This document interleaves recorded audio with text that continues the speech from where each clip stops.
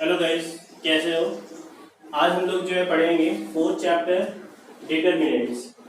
Third chapter हम लोग पढ़ चुके हैं, बट आपको क्वेश्चंस बहुत ज़्यादा करने होंगे प्रैक्टिस, तो आप रिफ्रेशर लगाइए, करिए। जो डाउट है कमेंट करके लिखिए या मेरे व्हाट्सएप नंबर पे आप जो है क्वेश्चन भेज सकते हो, पूछ सकते हो। क्लियर है। तो आइए देखते हैं कि डिटरमिनेंट्स क्या होता है गाइस। देखिए यहाँ पे मैंने डिफिनेशन लिखा है कि a determinant is a special type of number which can be calculated from the square matrix, which can be calculated from a square matrix if A is equal to AI is a square matrix of order n है। Square matrix तो आप जानते हैं, ठीक है ना, जिसमें number of rose number of columns क्या होते हैं बराबर। देन डिटरमिनेंट ऑफ ए मतलब that matrix is donated by this. But याद रखिएगा, इसको हम लोग रीड करेंगे डिटरमिनेंट ऑफ ए, मॉड नहीं है, मॉडस नहीं, याद रखिएगा। और वही चीज को वर्डिंग में लिखा है शॉर्ट में, डी टी ब्रैकेट में ऐसे, जो भी मैट्रिक्स बी है ए है ऐसे लिख देंगे। ये भी रीड किया जाएगा डिटरमिनेंट ऑफ ए। और सिंपल सा आप जो है ये ट्रायंगल का साइन बना के भी डिटरमिनेंट को दिखा सकते हैं। क्लियर है। अच्छा, तो हमने भी आपको बताया कि डिटरमिनेंट क्या होता है, स्पेशल टाइप ऑफ क्या है, नंबर है, फंक्शन भी बोल सकते हैं, याद रखिएगा। एक स्पेशल टाइप ऑफ नंबर आता है, ठीक है। और इसको हम लोग कहां से कैलकुलेट करते हैं, स्क्वायर मैट्रिक्स से। ठीक है, कैसे करते हैं ये देखिए। तो मान लो सपोज करिए कोई स्क्वायर मैट्रिक्स है 1 2 3 4 ऑर्डर 2 लिया है। याद रखिएगा डिटरमिनेंट जो होगा एप्लीकेबल होगा स्क्वायर मैट्रिक्स 1/1 2/2 3/3 या उससे ज्यादा, मतलब 4/4 5/5, ठीक है। बट याद रखिएगा सिर्फ स्क्वायर मैट्रिक्स का ही डिटरमिनेंट जो है निकल सकता है, ठीक है। तो देखिए यहाँ पे A इक्वल टू क्या है, एक स्क्वायर मैट्रिक्स लिया हमने 2/2 ऑर्डर का, ठीक है।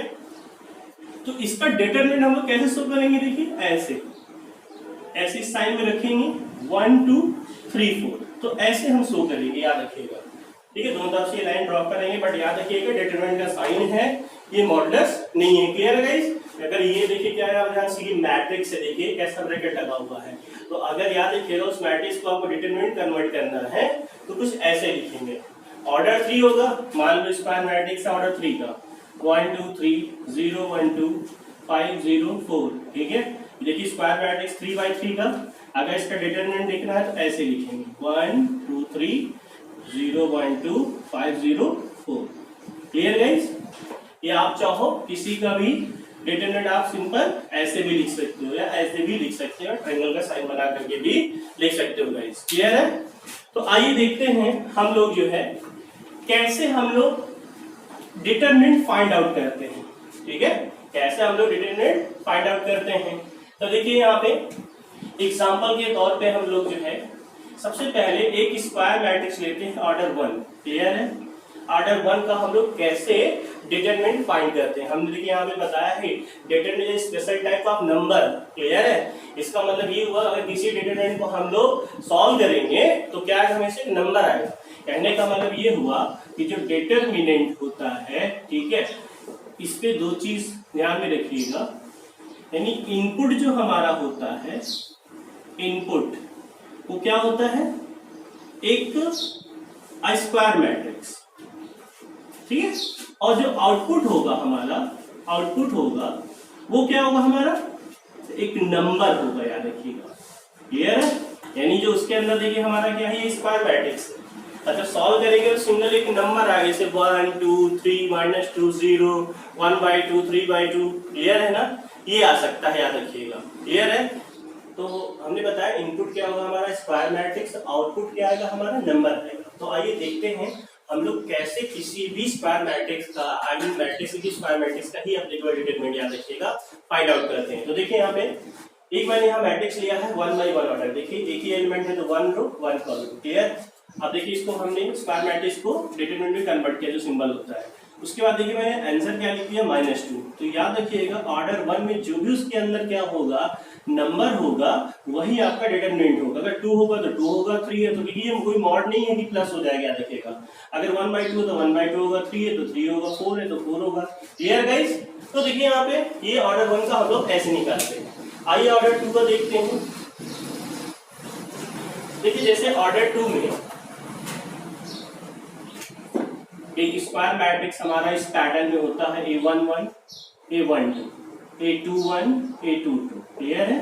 तो हम लोग कैसे इसका डिटरमिनेंट निकालते हैं, देखिए हम आपको लिख के दिखा देते हैं इसको, पहले इस सिंबल में करके दिखा देते हैं। देखिए पहले ऐसे इंटू होगा, क्लियर है इसका, तो क्या हुआ A11 और A22, फिर आपको माइनस का साइन है, पहले आपको ऐसे ही इंटू करना याद रखिएगा, ठीक है, ऐसे ऐसे एक ही बात, बट इधर साइड, इधर ऐसे नहीं है पहले, उसके बाद माइनस का साइन होता है, ठीक है, फॉर्मूले का, उसके बाद फिर ऐसे इंटू होगा A21 और A12, या आप ऐसे भी लिख सकते हैं A12 A21, कोई मतलब नहीं है कि सीक्वेंस है कि यहाँ पे ऐसे लिखे वैसे लिखे, चाहे ये वैल्यू ये लिख लो, ठीक है। तो कुछ ऐसे आंसर निकालेंगे। तो एग्जांपल देखिए, जैसे एक स्क्वायर मैट्रिक्स हमारे पास है 2 3 4 5, तो पहले ऐसे इंटू हुआ 5 2 10 और 3 4 12 यानी -2, क्लियर, क्या है इसका डिटरमिनेंट। अच्छा, अब आपको बनाना है तो पहले आप इसको ऐसे करके दिखा दीजिए 2 3 4 5, ठीक है, यहाँ डायरेक्ट भी लिख सकते हैं जैसे मैंने अभी लिखा था, ठीक है,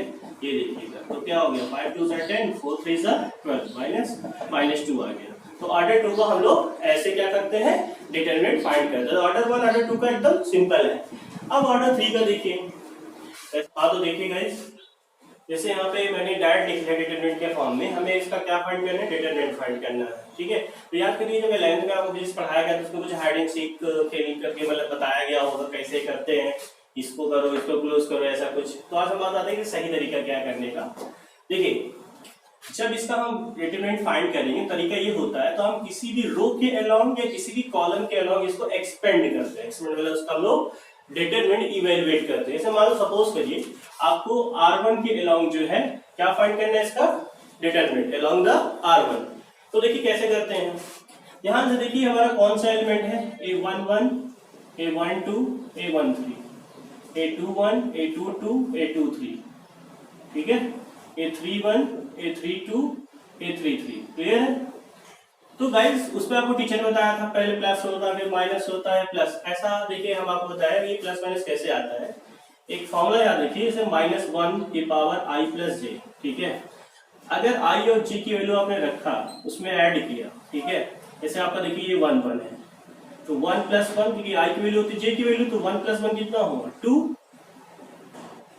तो -1 की पावर 2 कितना होगा +1। यानी कह सकते हैं कि अगर पावर आपका क्या आ रहा है, इवन बन रहा है, ठीक है, पावर अगर इवन बन रहा है, ये वैल्यू जो पुट करना 1 2 1 3, ठीक है, तो समझ जाइए कि हमको प्लस साइन लेना है। अगर पावर ऑड बन रही हो, जैसे 1 + 2 क्या होगा 3 का ऑड होगा, तो क्या साइन लेंगे माइनस लेंगे, और अगर पावर क्या बन रही है इवन, तो क्या लेना है इसका प्लस साइन। देखिए ये एलिमेंट कौन सा हमारा A11 है, तो 1 + 1 क्या हुआ 2, यानी इवन बन रहा है पावर, इसका माइनस बन गई, ठीक है, तो इसका मतलब कौन सा आएगा प्लस। तो क्या करेंगे हम लोग, पहले हम लोग क्या लिखेंगे 3, साइन क्या आएगा प्लस आएगा, क्लियर है गाइस। तो इसका मतलब ये 1 1 ये बता रहा है कि फर्स्ट रो कवर करेंगे, फर्स्ट कॉलम कवर करेंगे, तो 4 एलिमेंट कौन से बचे आपके, ये बचे।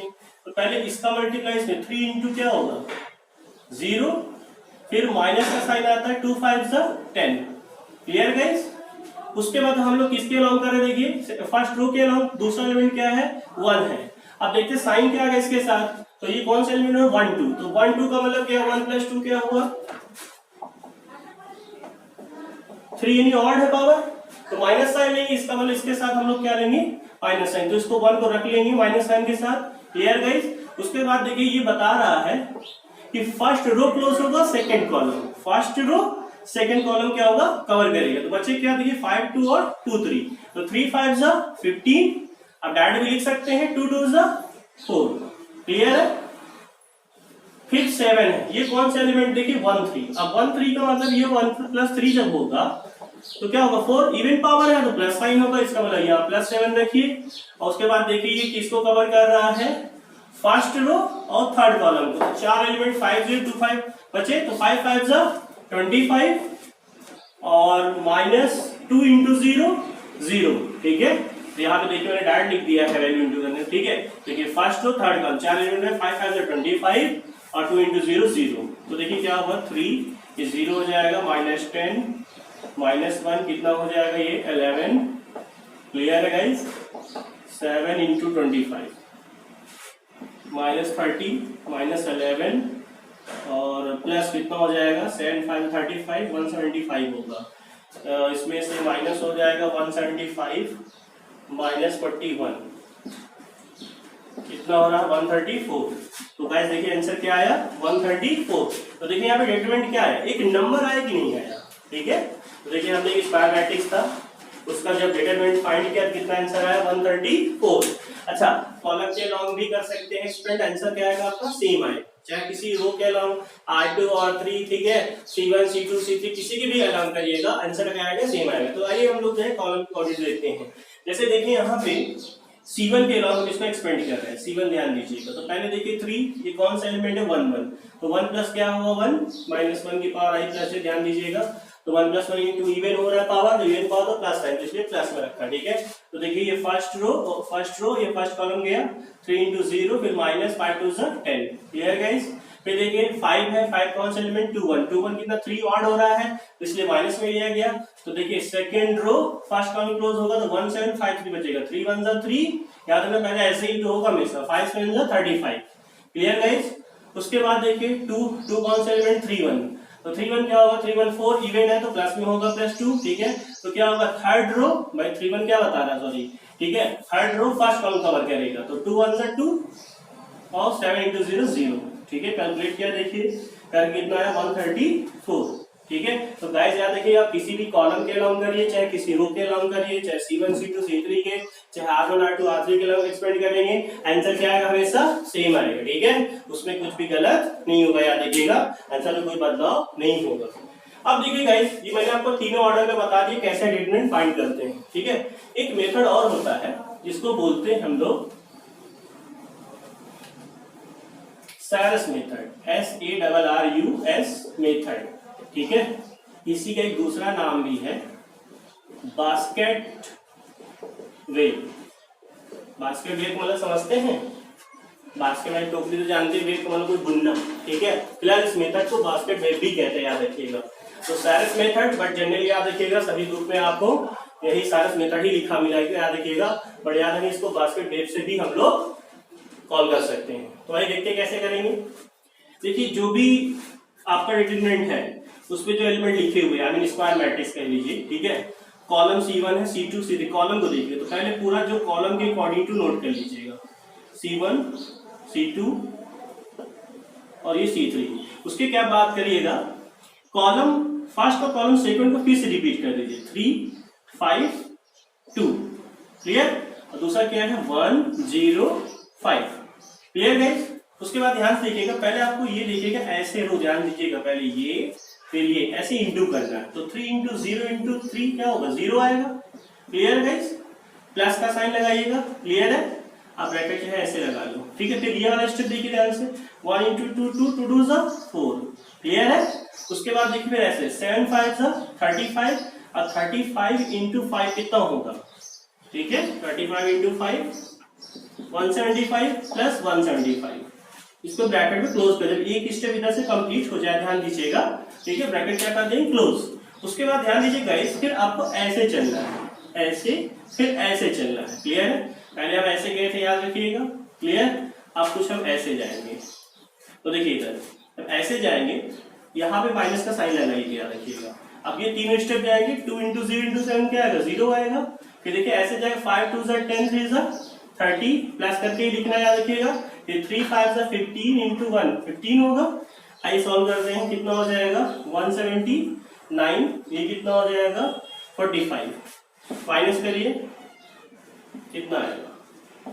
देखिए आंसर आपका क्या आ रहा है, वही 134।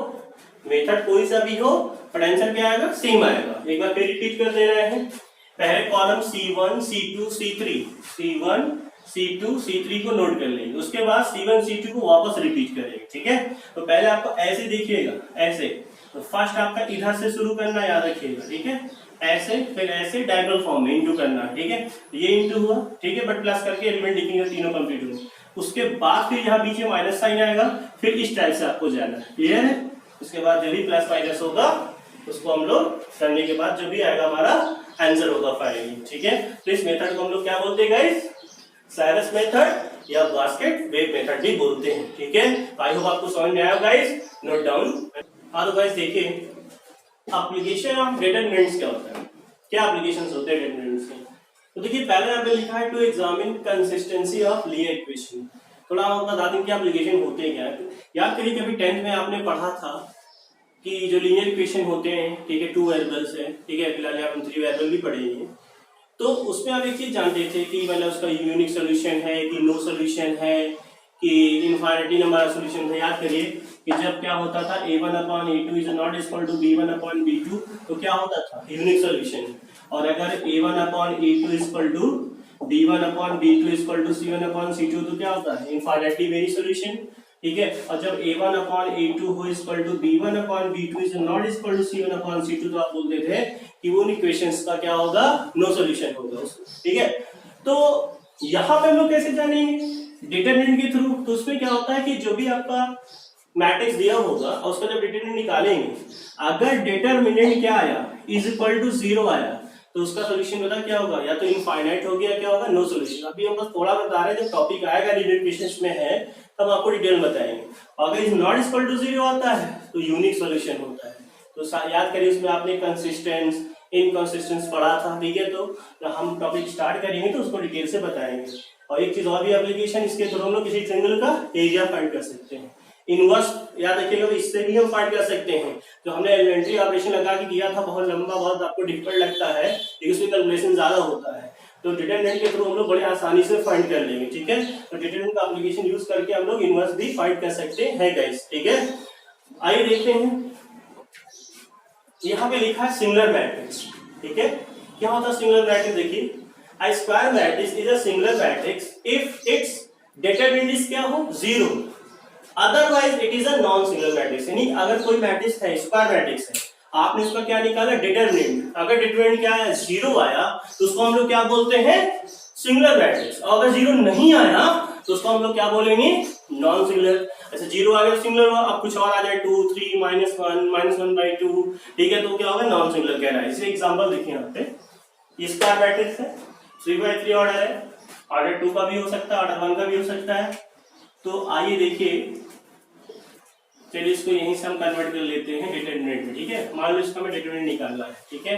स्पैन करते हैं, चलो रो के अकॉर्डिंग ले लेते हैं 1, ये रो गया कॉलम -6, फिर माइनस होता है 2 1 2, फिर ये माइनस प्लस हो जाएगा कि माइनस आता है, याद करिए, ठीक है। ये कॉलम गया, ये रो -3 -1 1 1, यहाँ माइनस पहले से होता है +1 हो जाएगा, क्लियर है गाइस। के बाद क्या लिया 3, तो ये रो ये कॉलम 2 1 2 +2 हो जाएगा, -2 की प्रॉब्लम माइनस होता है बीच में, तो ये हो जाएगा -8, ये -4 4 3 12, ठीक है। तो -12 +12, देखिए क्या आ गया 0, यानी ये डिटरमिनेंट क्या आ गया 0। याद रखिएगा किसी स्क्वायर मैट्रिक्स का डिटरमिनेंट 0 है तो उसे हम लोग क्या बोलते हैं सिंगुलर मैट्रिक्स। अगर 0 नहीं आएगा तो क्या होगा नॉन सिंगुलर। अच्छा एक चीज और आपको याद दिला दें, आपने जैसे अभी मैट्रिक्स में इनवर्स फाइंड किया था बाय एलिमेंट्री ऑपरेशन, तो एक चीज आपको ध्यान रखना पड़ेगा, उसका हमने नहीं बताया क्योंकि उस समय डिटरमिनेंट पढ़ाया नहीं था, इसलिए बताया नहीं। याद रखिएगा इनवर्स तभी एग्जिस्ट करेगा जब किसी मैट्रिक्स का डिटरमिनेंट क्या हो इज नॉट इक्वल टू 0। तो अब याद रखिए जब भी आप किसी का भी इनवर्स फाइंड करिएगा तो पहले उसका आप जो है डिटरमिनेंट निकाल करके चेक कर लीजिएगा। अगर 0 आ रहा है तो उसमें आपको सीधे लिख देना है डज नॉट एग्जिस्ट। क्यों? बिकॉज इट्स डिटरमिनेंट क्या है 0 है। याद रखिए एग्जिस्ट तभी करेगा जब डिटरमिनेंट क्या होगा is not equal to 0 guys, clear है। अच्छा एक बात हम आपको बता दें, अभी हमने आप लोगों को 3/3 मैट्रिक्स का डिटरमिनेंट निकालना सिखाया था। याद रखिएगा जो सारस मेथड हमने बताया था, बास्केट में बताया था, वो सिर्फ 3/3 के लिए ही एप्लीकेबल है, याद रखिएगा, और किसी के लिए एप्लीकेबल नहीं होता है, ठीक है। So pause the video and note down.